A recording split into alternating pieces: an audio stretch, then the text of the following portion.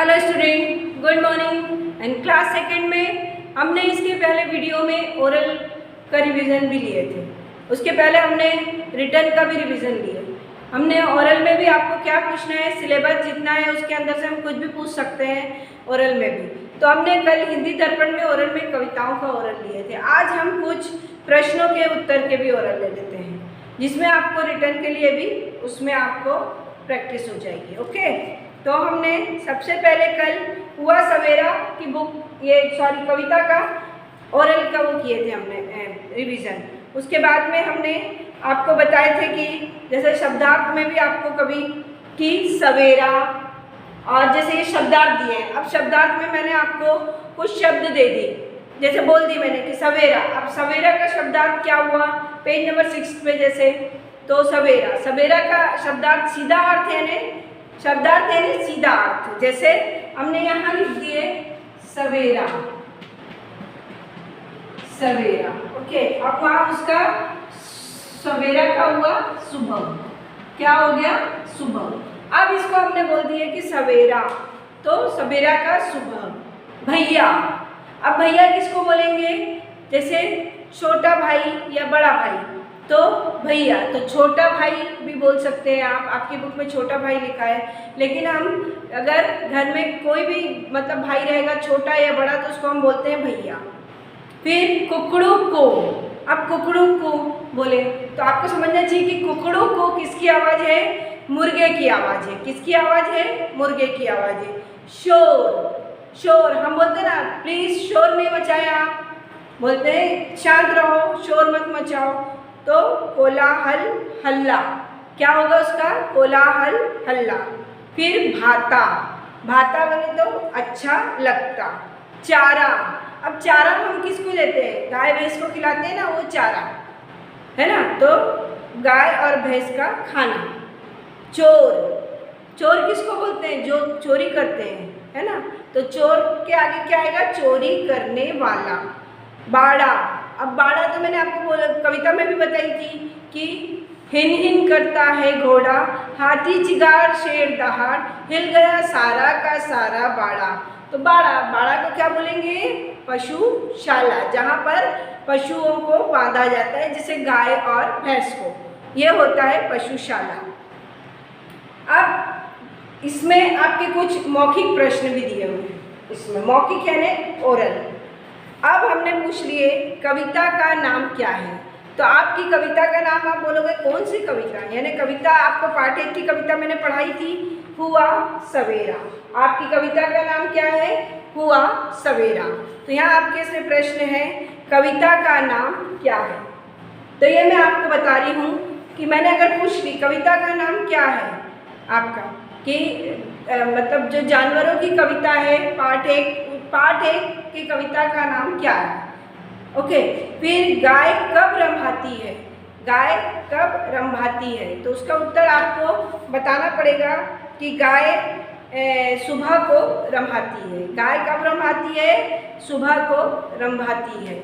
उसके बाद तीसरा प्रश्न है घोड़ा कैसी आवाज़ करता है, तो घोड़ा हिन हिन करके आवाज़ करता है। क्या करता है, हिन हिन करके आवाज़ करता है।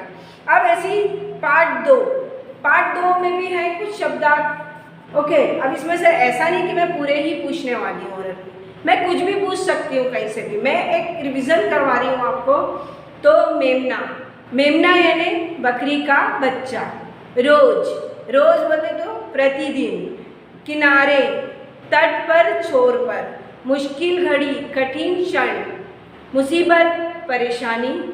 धूल, मिट्टी के कण। लोट लोट कर, लेट लेट कर। सूझबूझ, समझदारी। ये हो गया। अब मौखिक प्रश्न में आता है पार्ट 2 में, बकरी और मेमना क्यों डरते थे। क्यों डरते थे, बकरी और मेमना क्यों डरते थे, क्योंकि उनको ऐसा था कि कहीं उनको जंगली जानवर खा न जाए। पानी पीने अगर वो नदी पे जाते हैं तो वहाँ बहुत सारे जंगली जानवर होते हैं, तो उनको जंगली जानवर खा न जाए, इसलिए वो डरते थे।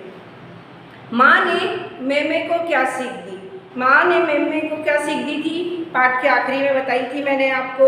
कि माँ ने मेमने को सीख दी थी कि कैसी भी कठिन परिस्थिति हो हमें घबराना नहीं चाहिए, बल्कि हिम्मत और सूझबूझ से काम लेना चाहिए। तो हम इसका उत्तर इस तरह भी दे सकते हैं कि माँ ने मेमने को कहा कि किसी भी परिस्थिति से कभी घबराना नहीं चाहिए। ओके, इस तरह से।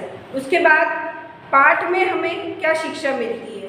पाठ से हमें यही शिक्षा मिलती है कि कोई भी परिस्थिति आ जाए, कोई भी संकट का समय आ जाए, उससे घबराना नहीं चाहिए। तो ये मौखिक प्रश्न थे आपके। ओके, अब जैसे मैंने आपको बोल दी इसमें से कि निम्नलिखित वाक्यों में से जैसे मैंने आपको दे दी एक शब्द नदी, तो मैंने आपको नदी में वाक्य बताई थी गंगा एक पवित्र नदी है, इस तरह से। ओके, अब इसके बाद में आता है आपका बीज की कहानी। ओके, बीज की कहानी। अब शब्दार्थ उसमें भी थे, ये देखिए, लेकिन हर जगह से मैं इतने शब्दार्थ आपको बता रही हूँ सिर्फ कि शब्दार्थ हैं।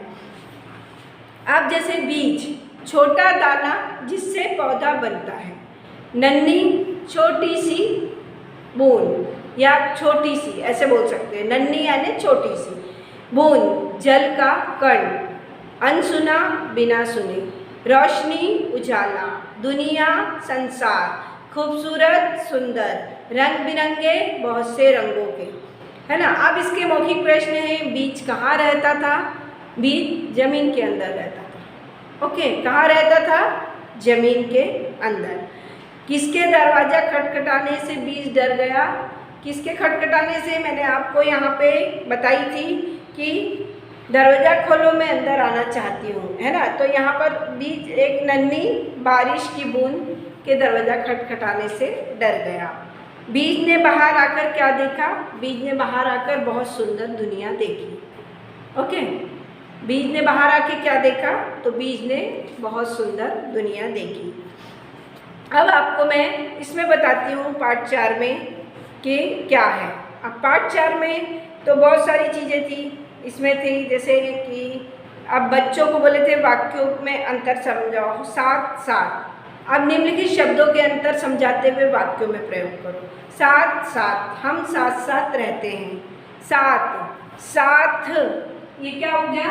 स में आ की मात्रा साथ, यानी आपस का साथ, और ये स में आ की मात्रा साथ, ये गिनती में साथ आता है, वो ये साथ, यानी जो हम साथ रहते हैं ये साथ, और ये गिनती का साथ, इसमें ये अंतर होता है। तो हम साथ रहते हैं, यहाँ 7 फल हैं, इस तरह से मैंने आपको ये पढ़ाई थी। ओके, तो ये था आपका चंदा मामा में जो था। अब अगर मैं ओरल में कभी आपको मैंने बोल दी कविता बोल दी, क्या बोलिए? कविता बोलिए। कौन सी? चंदा मामा। कौन सी? चंदा मामा। अब ये चंदा मामा कविता आपको अगर बोलना है तो आप एक पैराग्राफ बोलेंगे, लेकिन अगर मैंने बोल दी कि दौड़े आओ, तो आपको यानी उस कविता की लाइन पूरी करना है कि कविता की लाइन पूरी करो। मैंने एट ए टाइम बोल दी दौड़े आओ, तो आप क्या बोलोगे? सामने के जो अक्षर है चंदा मामा दौड़े आओ, फिर दूध कटोरा, फिर आगे क्या आएगा? मैंने बोल दी मेरे को नहीं मालूम, आप बोल दोगे भर कर लाओ, फिर मुझे पिलाओ, तो जो पहला अक्षर है उसे प्यार से मुझे पिलाओ, मुझ पर छिड़क चांदनी जाओ। तो ये कविता की लाइनें पूरी करना रहता है इस तरह से। ये लिखित में भी आती हैं, आ सकती हैं, या फिर ओरल में भी आ सकती है। तो ये आपको चंदा मामा कविता इस तरह से आपको बोलना है। ओके, ये तो ये आपको मैंने जो ओरल पढ़ाई हूँ चंदा मामा या शब्दार्थ इस तरह से, तो इसको आपको अपनी तैयारी पूरी रखना है। और जैसे ओरल में कविता भी पूछ सकते हैं, उसमें हम आपसे प्रश्नों के उत्तर भी पूछ सकते हैं, शब्दार्थ भी पूछ सकते हैं, है ना। तो हमने आपको जो कविताएं इतनी सारी सिखाई हैं उसमें से भी पूछ सकते हैं, और मौखिक प्रश्न में से भी आपको हम पूछ सकते हैं ओरल में। तो आपको इस तरह से ये पूरे जो ओरल के वीडियो हैं इनको देखना है, और देखते हुए जैसे आप मम्मी आपको पूछेगी ओरल और आप उसका उत्तर देते हुए छोटे छोटे एकदम छोटे छोटे वीडियो आप सेंड कर सकते हैं।